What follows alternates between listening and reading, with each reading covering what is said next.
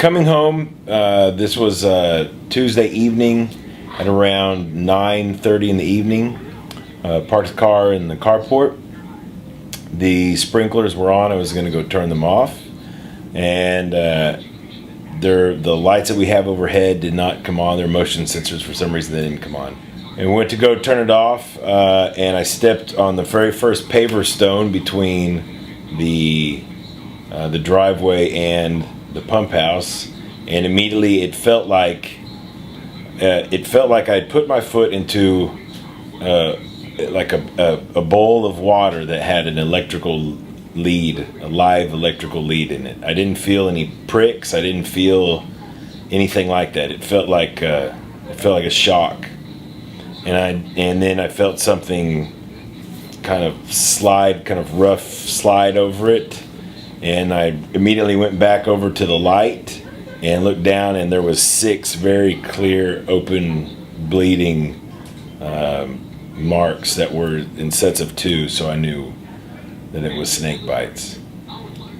2 snakes got him. Yeah. Very unusual. It's crazy. That's crazy unusual. Yeah. And his foot was swollen and he hurt. Mm-hmm. Typically, rattlers are worse than copperheads.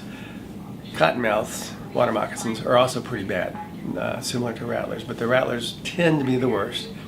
And the thing that we've noticed over the past couple of years is that there seems to be variability in the toxicity of the venom. And this year's been kind of bad. We've seen people with bites that have taken a lot of Crofab to take care of them. But the last couple of years have been a little bit unusual with all the rain. Relatively mild winters, and in fact we had what I would call for Texas a relatively mild, not so hot, spring. And I attribute some of that to the activity that we're seeing. Now I really dislike snakes. We've seen them, and we work on a ranch, so it's like it's just kind of part of it. I will not leave the house without those work boots on ever. Even just walking back and forth through our garage or through the field or anything, because that I can tell you, I've had broken bones, I've been in accidents, had been kicked by animals, all kinds of stings and whatever.